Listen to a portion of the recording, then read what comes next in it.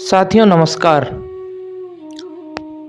श्रीमद् भगवद गीता को समझने के क्रम में पहले एपिसोड में हमने श्लोक नंबर 1 से लेकर श्लोक नंबर 29 तक को समझने की कोशिश की थी।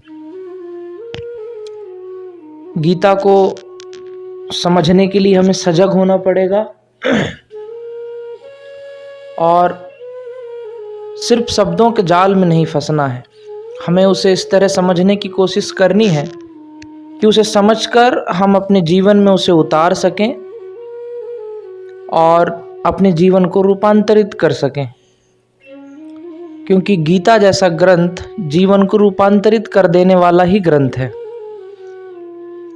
बस ज़रूरत है उसे सजग होकर ठीक से समझने की और आज के वक्त के साथ रिलेट करने की। तो इस एपिसोड में एक बार मैं 1 से 29 तक जो हमने समझा था श्लोकों का अर्थ, उसे बहुत संक्षिप्त में बता देता हूँ। तो 1 से 29 तक ये बात हुई थी कि कुरुक्षेत्र में सब युद्ध के लिए इकट्ठे हो गए हैं और युद्ध शुरू होने को है और अर्जुन कृष्ण से कह रहे हैं कि मुझे ऐसी जगह ले चलिए जहाँ से मैं युद्ध की इच्छा से जो लोग इकट्ठे हुए हैं उन्हें देख परख लूँ। तो अर्जुन देखने परखने की बात कर रहे हैं और देख परख कर युद्ध नहीं होते हैं। युद्ध करने के लिए तो अंधे आदमी की ज़रूरत होती है, भीम की तरह, दुर्योधन की तरह। देखने परखने वाला मुश्किल में पड़ सकता है, क्योंकि निरीक्षण और जांच पड़ताल की बात हो रही है। निरीक्षण और जांच पड़ताल करने वाला मुश्किल में पड़ सकता है।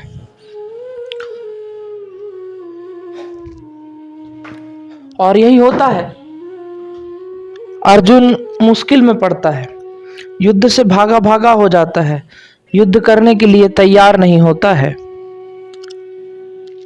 दरअसल अर्जुन के लिए एक तरह से शुभ भी है कि वह जांच पड़ताल की बात कर रहा है।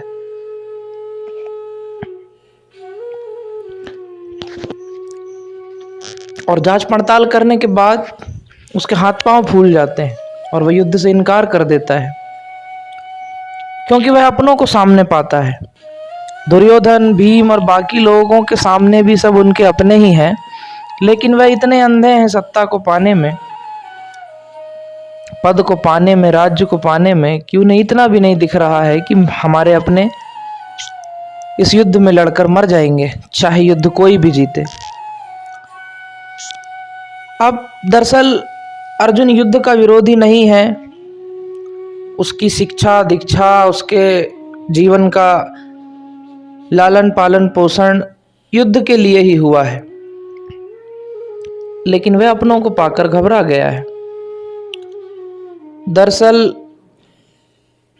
उसे लग रहा है कि अगर मैं अपनों को मार दूंगा तो फिर राज्य किसके लिए पाऊंगा। ये बात सही भी है, हम जो भी करते हैं अपने लिए कम, अपनों के लिए ज़्यादा करते हैं। हम अपनों का जोड़ हैं। हम किसी के बेटे हैं, किसी के पिता हैं, किसी के भाई हैं, और इन सबसे ही मिलकर हमारी पहचान बनती है, हमारे व्यक्तित्व का निर्माण होता है। जैसे ही हम कहते हैं कि यह हमारा मित्र है, तो हम ठीक यह भी कह देते हैं कि अब जो बचे वे शत्रु हैं। तो इस तरह से 2 सर्किल पैदा हो जाते हैं, एक वो जो अपने हैं और एक वे जो दूसरे हैं, और अपनों के केंद्र में आप खुद होते हैं। तो वो जो अपनों का सर्किल है, आज उन्हीं को मारने की बात आ गई है अर्जुन के सामने।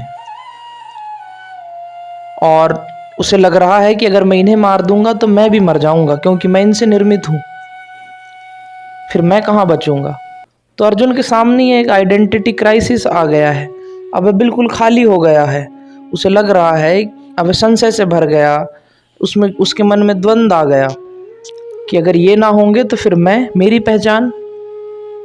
और अब यहाँ से कृष्ण उसे बदलने की कोशिश करेंगे। दरअसल हमारे जीवन में समाज का रोल इस तरह से है कि समाज हमें प्रतिद्वंदिता सिखाता है, समाज हमें तुलना करना सिखाता है और हम इन्हीं में फंस के रह जाते हैं। किसी को हराना, किसी को जीतना, घर बनाना, उससे बड़ा घर बनाना, उसको नौकरी लग गई तो तुमको कब नौकरी लगेगी, इस तरह की चीज़ों में उलझकर हम सब रह जाते हैं और हमें पता ही नहीं चलता है कि हम किस लिए बने हैं। हमारी आत्मा खो जाती है। तो बाहरी तत्वों का प्रभाव कुछ इस तरह से पड़ता है।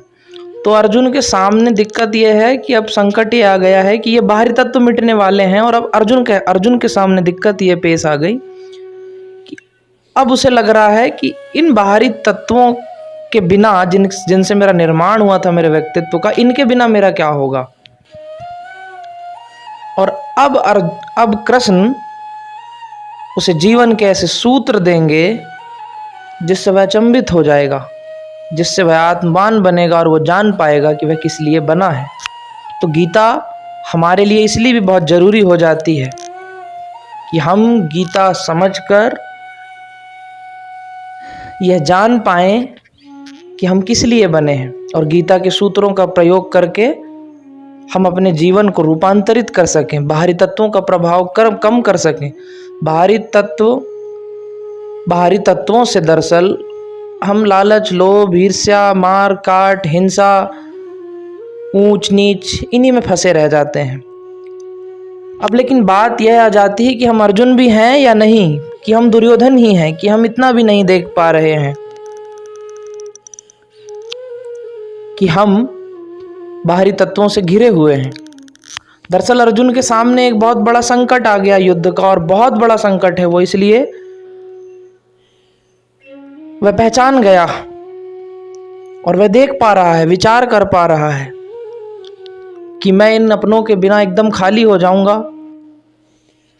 लेकिन हो सकता है कि हम में से बहुत लोग दुर्योधन की तरह हों कि देख भी ना पा रहे हो, हम तो मार काटने को, ये पाने को, वो पाने को, लोगों को हराने में, जीतने में व्यस्त हों और जीवन बीत जाए।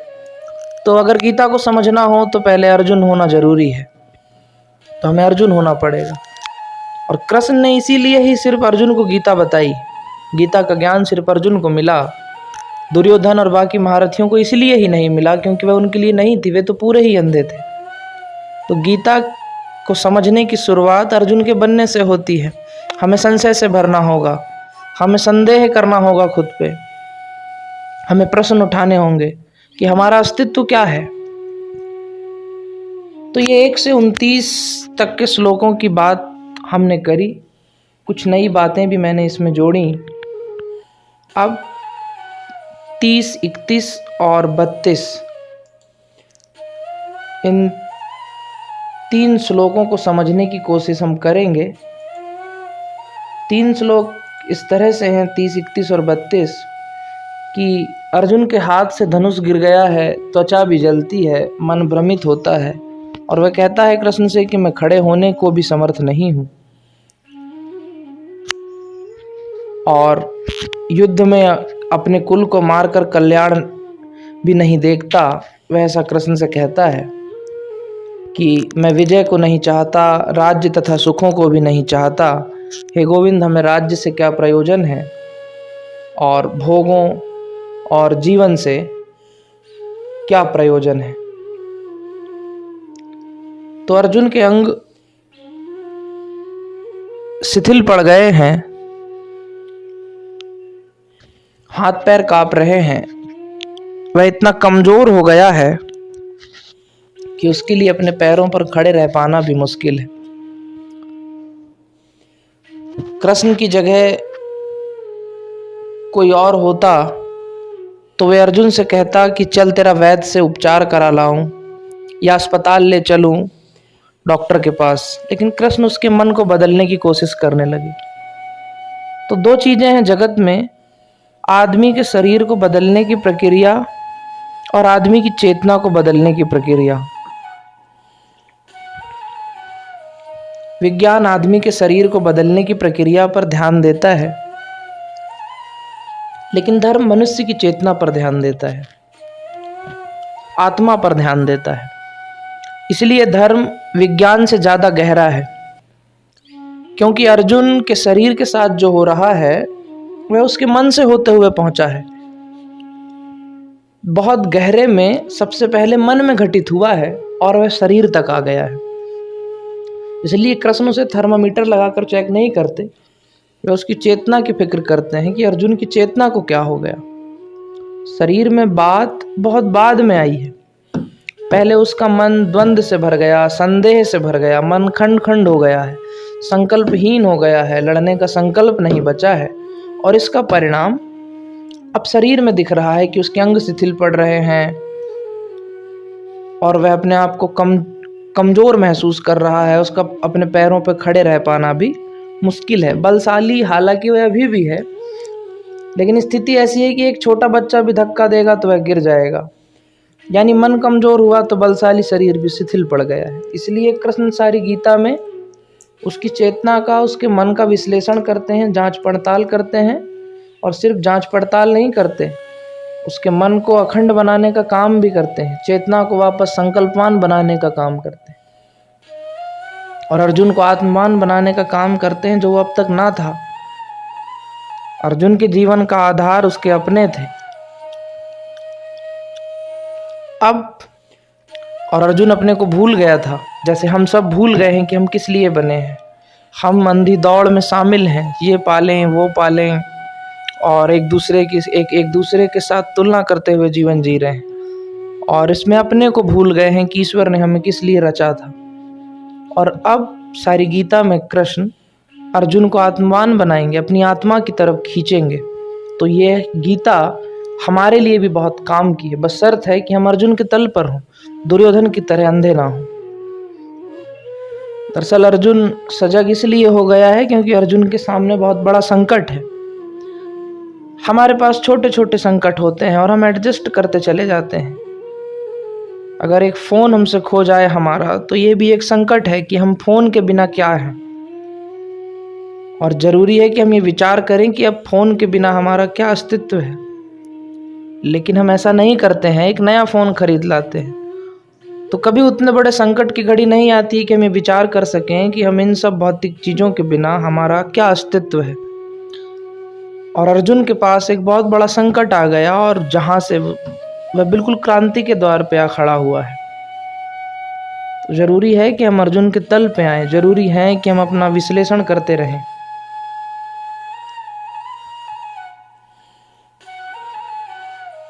अब अर्जुन के जीवन में क्रांति का समय आ गया है, उसे क्रांति से गुजरना पड़ेगा। लेकिन अधिकतर लोग ऐसे समय में भागना चाहते हैं। अर्जुन को अगर कृष्ण कहें कि जंगल जाके सन्यासी बन जाओ तो वह तत्काल खुशी खुशी चले जाएगा। लेकिन मजे की बात यह है कि जो शरीर अभी लड़ने के लिए शिथिल हो गया था, निर्बल हो गया था, वह जंगल भागने के लिए दौड़ कर चला जाएगा। लड़ने की शक्ति नहीं जुटा पा रहा है, लेकिन भागने की शक्ति जुटा लेगा अर्जुन। लेकिन अगर वह जंगल जाकर सन्यासी हो भी जाए तो कितनी देर रहेगा? वह वहाँ भी हिंसा करने को तैयार हो जाएगा कुछ देर बाद, क्योंकि वहाँ तो उसके अपने नहीं होंगे। वहाँ उसका आइडेंटिटी क्राइसिस नहीं होगा कि मैं इन्हें मार दूंगा तो मेरा क्या होगा। यहाँ तो वह इसलिए नहीं मार रहा है क्योंकि उसके अपने हैं, और उसके अपने मरेंगे तो वह खुद भी मरेगा। तो कृष्ण ये सब जानते हैं, इसलिए कृष्ण उसे संघर्ष में डालेंगे, उसे भागने नहीं देंगे, उसे आत्मान बनाने की कोशिश करेंगे सारी गीता में। अर्जुन अगर चाहे भी तो सन्यासी नहीं हो सकता। दरअसल सन्यासी होने के लिए संसार छोड़कर भागना नहीं, संसार से होकर गुजरना पड़ता है। संसार को पार करके सन्यासी हुआ जा सकता है। अगर हम ये कहें कि क्रोध बुरा है, सिर्फ इससे तो क्रोध नहीं छूट सकता है। क्रोध को छोड़ने के लिए हमें क्रोध से होकर गुजरना पड़ेगा और सजग होकर गुजरना पड़ेगा। और जब हम क्रोध कर रहे हों तो पूरी सजगता के साथ हमें यह देखना होगा कि क्रोध करते समय हम क्या करते हैं, किस तरह की हरकतें करते हैं, और जब हम सजग होकर उस अपना निरीक्षण करेंगे और ये पाएंगे कि हमने ये सब गलत कर रहे हैं, तो वह अपने आप स्वतः ही चीज़ें छूट जाएंगी। किसी के प्रेशर से, किसी के मोटिवेशन से या किसी दूसरे के कहने पे नहीं छोड़ना होगा। दूसरे के कहने पे चीज़ें छूटती भी नहीं हैं। तो जब अर्जुन संसार में रहेगा, संसार की चीज़ों में लिप्त होगा, और जब वो पाएगा कि ये सब चीज़ें सुख नहीं दे सकती या ये सब चीज़ें व्यर्थ हैं, तो अपने आप सन्यासी हो जाएगा। सन्यासी होने के लिए जंगल जाने की ज़रूरत नहीं है, और कृष्ण ये सब जानते हैं। अब आगे देखना ये बहुत रोचक होगा कि कृष्ण उसे जीवन के क्या सूत्र देते हैं, आत्मान बनाने के लिए उसे क्या सूत्र देते हैं, अपने आप को निखारने के लिए उसे क्या सूत्र देते हैं, जीवन जीने की कौन सी कला सिखाते हैं। और यह हम सब के लिए भी बहुत काम की होगी। फिर अर्जुन आगे कहता है कि मैं ऐसी विजय नहीं चाहता, ऐसा राज नहीं चाहता जो अपनों को मार कर मिले। अर्जुन बड़ी कंडीशन वाली बात कर रहा है। अर्जुन को अभी भी राज्य चाहिए, सुख चाहिए। कंडीशन ये है कि उसके अपने ना मारे जाएं। बड़ी कॉन्ट्राडिक्टरी बात कर रहा है, बड़ा विरोधाभास है उसकी बातों में। अभी तो कह रहा था कि मैं युद्ध नहीं करूंगा, और अब वो ये कह रहा है कि अगर कोई और हो, अगर अपने ना हो तो बताओ, मैं युद्ध कर लूंगा। किसी और को मारकर अगर सुख मिलता हो तो मैं पा लूंगा। तो सुख मिल सकता है, उसका ये भ्रम अभी गया नहीं है।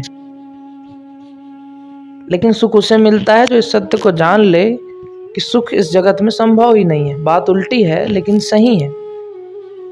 जो इन शर्तों पे पड़ता है कि अगर ऐसा हो और ऐसा ना हो और मुझे सुख मिल जाए, तो उसे सुख कभी नहीं मिलता। हम सुख के पीछे भाग रहे होते हैं, और जब मिलता है तो वह दुख बन जाता है। और इसीलिए हमारा मन